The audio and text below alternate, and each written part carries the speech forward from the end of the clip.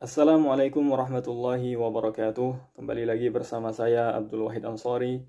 Semoga kita selalu dalam rahmat dan lindungan Allah Subhanahu wa taala. Amin ya rabbal alamin.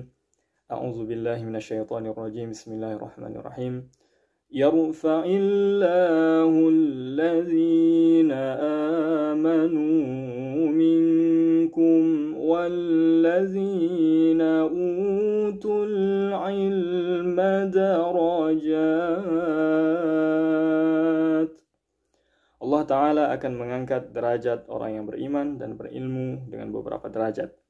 Maka sebenarnya fokus kita cukup bagaimana meningkatkan iman kepada Allah serta menuntut ilmu dengan semangat dan sungguh-sungguh hingga akhir hayat. Yang kemudian dengannya maka jaminan Allah akan datang dengan sendirinya, yaitu berupa kemuliaan di dunia dan akhirat. Tetapi kebanyakan kita malah sibuk dan fokus memikirkan bagaimana mendapatkan kemuliaan itu, namun lupa dan lalai dalam bersungguh-sungguh serta mengerjakan sebab-sebab yang bisa mendatangkan kemuliaan tersebut, yaitu meningkatkan iman dan terus menuntut ilmu sebaik-baiknya. Oleh karena itu, fokuslah pada proses, fokuslah pada amal, jangan memikirkan hasil yang sudah Allah jamin, karena itu hanya akan membuang-buang waktu dan kita tidak mendapatkan apa-apa. Pada kesempatan kali ini kita akan membahas tentang mabadi'ul ulum, atau kita katakan pengantar atau dasar-dasar yang harus diketahui sebelum masuk ke dalam suatu ilmu. Perlu diketahui bahwa ilmu-ilmu yang berkaitan dengan bahasa Arab secara umum atau ilmu-ilmu yang ditulis dalam bahasa Arab, baik itu ilmu syar'i seperti ilmu tafsir, ilmu fiqih, tasawuf, akidah, nahwu, sharaf, dan lain-lain, ataupun ilmu ghairu syar'i, yaitu ilmu duniawi seperti matematik, astronomi, ilmu kedokteran, biologi, dan sebagainya. Kebanyakan pasti sebelum itu disebutkan pengantar atau muqaddimah ilmu tersebut, seperti definisi ilmu tersebut atau manfaatnya dan juga objek pembahasannya, siapa yang meletakkan ilmu itu pertama kali, atau masalah-masalahnya dan lain sebagainya, yang mana ini dinamakan dengan mabadi asyarah atau kita katakan mabadi'ul ulum atau muqaddimah al-ulum, yang mana artinya ini 10 hal mendasar yang harus diketahui seseorang sebelum masuk ke dalam suatu ilmu. Di mana mabadi ini terkumpul dalam qaul Imam Ali As-Sabban, wafat tahun 1206 Hijriah.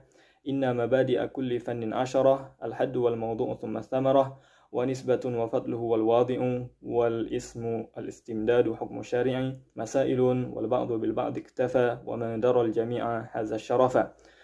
Bahasanya muqaddimah setiap ilmu itu ada 10, ada al-had, yaitu definisi atau ta'arif secara sederhananya, ada maudhu, yaitu objek pembahasan, ada samarah, manfaat atau faedah, ada nisbah, kemana ilmu ini disandarkan, ada fadlu, keutamaannya, ada wadi, siapa yang meletakkan ilmu ini pertama kali, ada ism, namanya, ada istimdad, pengambilan ilmu ini dari mana, kemudian ada hukum syari, hukum syariat mempelajari ilmu tersebut, dan yang terakhir ke-10 ada masail, yaitu pembahasan atau kajian yang dibahas dalam ilmu tersebut.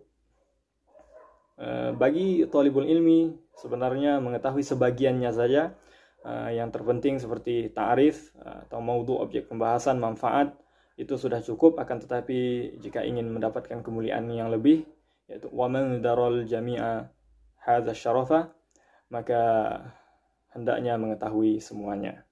Maka siapa saja yang mengetahui 10 hal mendasar ini dari setiap ilmu, sejatinya ia telah menguasai sebuah ilmu walaupun hanya secara umum, dan ia telah mendapatkan gambaran yang sangat jelas tentang ilmu yang akan ia pelajari. Ini sangat membantu bagi para penuntut ilmu yang ingin menyelam dan mempelajari suatu fan ilmu agar lebih siap dan matang. Semua ini juga bertujuan agar yang pertama, dengannya seorang thalibul ilmi dapat dengan jelas membedakan antara satu ilmu dengan ilmu yang lain, dan ia tidak akan mencampur adukkan antara masalah pada satu ilmu dengan masalah pada ilmu yang lain. Dengannya juga ia bisa lebih fokus, tahu tujuan arah dan permasalahan yang ada dalam ilmu yang sedang ia pelajari. Yang kedua, yaitu dengannya seorang thalibul ilmi masuk ke dalam sebuah ilmu itu berdasarkan pengetahuan, berdasarkan dalil dan gambaran yang jelas, sehingga apa yang ia tuntut tidak akan sia-sia.